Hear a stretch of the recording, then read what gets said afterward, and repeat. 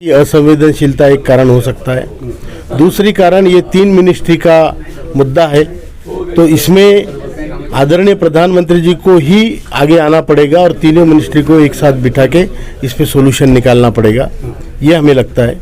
अब क्या योजना आपकी बन रही है? अभी कल से हम जंतर मंतर पे क्रमिक अनशन पे बैठेंगे और राज्यवार बैठेंगे। हर एक राज्य को हमने एक एक दिन दिया है, वहाँ पर हम डेमोन्स्ट्रेशन करेंगे और सरकार का ध्यान आकर्षण करने की कोशिश करेंगे।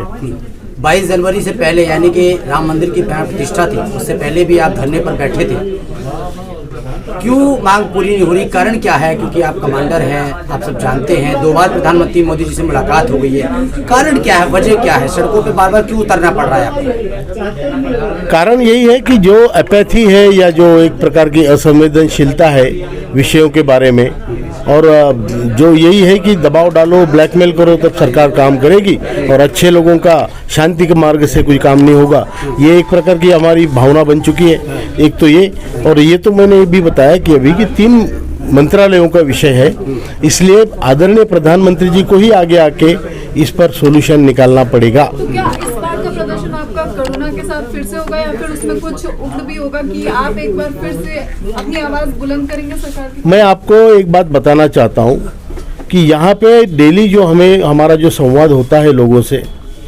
लोगों को आत्महत्या या आत्मदहन करने के लिए लोग तैयार हैं, हम उनको रोक रहे हैं। हम नहीं चाहते कि किसी तरीके से लोगों का नुकसान हो या सरकार भी एम्बेरस्ड हो, लेकिन क्योंकि इसमें नुकसान तो हमारा है, हमारे लोगों का है, तो इसलिए हम इनको रोक के रखे हैं। एक अभी जब कोई ज़्यादा धारा बढ़ती है, प्रेशर बढ़ता है, तो फिर आगे क्या होगा ये मैं नहीं बता सकता, लेकिन आगे अच्छा होना चाहिए, इतनी मेरी कामना है। आपने कहा आखिरी सेशन है ये और फिर उसके बाद चुनाव होने वाले हैं, क्या लगता है अगर इस बार मांग पूरी नहीं हुई तो 2024 में कोई चेतावनी है सरकार को? चेतावनी क्या, मैंने बताया कि ये जो 30 करोड़ जनता या उससे भी शायद ज़्यादा हो, इनके मन में इस पर्टिकुलर मुद्दे को लेके सहानुभूति है और वो इसके लिए वो कहीं आके आपको बताएंगे नहीं, लेकिन उनकी जो अंडर करंट जिसको हम बोलते हैं, वो जो धारा है वो बिल्कुल उसको परिणाम करेगी। इस बार हर बार की भांति इस बार भी प्रधानमंत्री मोदी से कोई अपील है आपकी मीडिया के जरिए? मैं तो हाथ जोड़ के आदरणीय प्रधानमंत्री जी से कहूँगा कि सर आपने हमको 2 बार बुला के, जबकि आप पर कोई ऐसे बंधन नहीं था कि आप हमें बुलाएं, लेकिन आपने हमारी करुणावश, हमारा स्थिति देखते हुए, हमारे प्रयत्न देखते हुए आदरणीय हेमा मालिनी जी के माध्यम से हमको 2 बार बुला के आशीर्वाद दिए हैं और कहा है कि मैं आपका प्रधान सेवक हूँ, आपका काम करूँगा। तो सर ये समय अभी आया हुआ है और आपको ये करना पड़ेगा, आपको आगे आना पड़ेगा और आपको ही ये सभी तीनों मंत्रालयों को एक साथ बिठा के इसका सॉल्यूशन निकालना पड़ेगा, नहीं तो ये हमारे लोग ऐसे ही शराब देते देते मर जाएंगे। उम्मीद है 2024 से पहले? बिल्कुल है, उम्मीद है, उम्मीद पे दुनिया टिकी है, आंदोलन भी उम्मीद की वजह से ही हो रहा है। अंतरिम बजट पे इस पे चर्चा होगी क्या? हाँ, चर्चा तो है उसमें, जो बजट के जो मुद्दे हैं। अभी जो ईपीओ ऑफिस में जो आप लोगों ने वो ज्ञापन दिया था, उससे कुछ मतलब सरकार को कुछ चेतावनी मिली है, खबर आई है कुछ?